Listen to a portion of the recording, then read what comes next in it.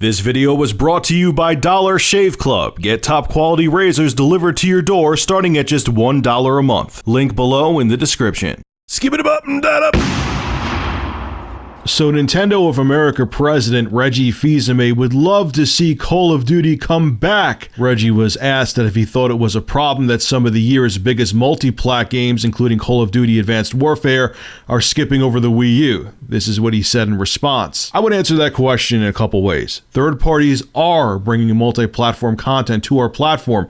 Watch Dogs from Ubisoft is an example. I would love to have Call of Duty on our platform. I would love to have any of the big blockbuster multi-plat games. But on the flip side of that, Reggie said it's important that the Wii U separates itself from the Xbox One and PS4. I want games that provide a differentiated consumer experience. If you look at the other two competitive platforms, fundamentally, what's the difference? Now, the interviewer fired back at that and said, Reggie, the PS4 and Xbox One, they do have exclusives too that you can't get on the other competing platforms. Reggie came back and said Nintendo has iconic brands and exclusives such as Mario and Zelda, which you can't get on any other platform. He continues, but interestingly, when you look at either one, meaning the two other platforms, either by themselves doesn't have a lot of exclusive content. They have a lot of shared content. Look at it from the standpoint of what don't they have? They don't have our games. They don't have Mario and Zelda.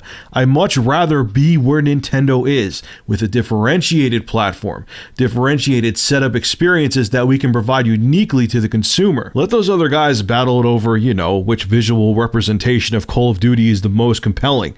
I like our chances of having a differentiated console and a differentiated series of experiences. Now, he's wrong about a little bit, but I got to give Reggie some credit with this article. He got a lot right, okay?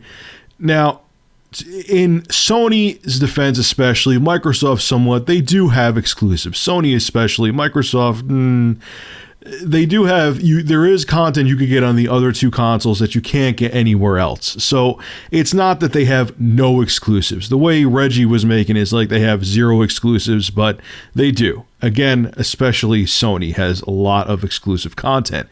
But where Reggie is right is that Nintendo, I almost said Microsoft, Nintendo has the iconic exclusive content. You can hate Nintendo all day long, but you have to agree with me that even people who don't play games know the exclusives that Nintendo has. They know Mario, they know Zelda, they know Metroid. They just know them. It's with minimal effort. You could walk to someone on the street who is not a gamer and be like, hey, name a Nintendo game. Oh, what about that Super Mario High game, that Super Mario game? Yeah, they have that one.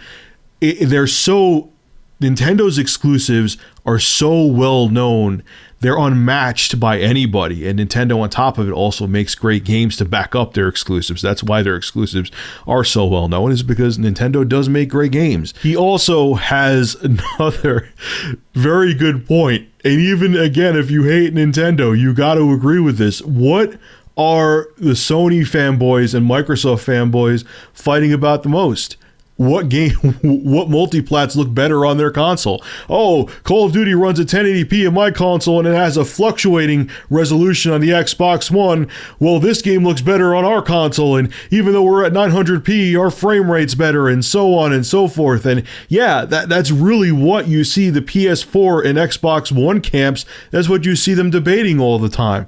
Whereas Nintendo, whether it be there are some bad aspects to it, which I've beaten to death before, Nintendo is kind of in its own bubble doing its own thing, and they're worrying about different things than Sony and Microsoft are. They're not worrying about, oh, we could be the most 1080p-est console ever. They're just worrying about making games.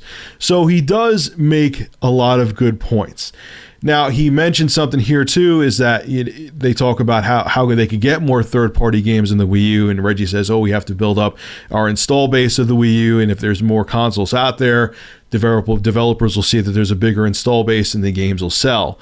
But again, that could do with the fact that the Wii U is a step behind graphically than the Xbox One and PlayStation 4.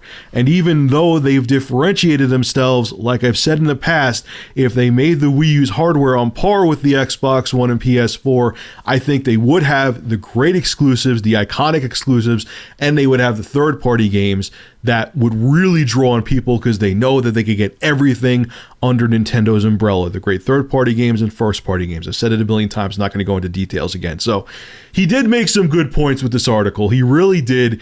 And I got to applaud Reggie for, really just kind of saying it how it is. All right, folks, this is Rich of Review Tech USA. Make sure to rate, comment, favorite, and subscribe. And as always, thank you for supporting my channel. Have a good one.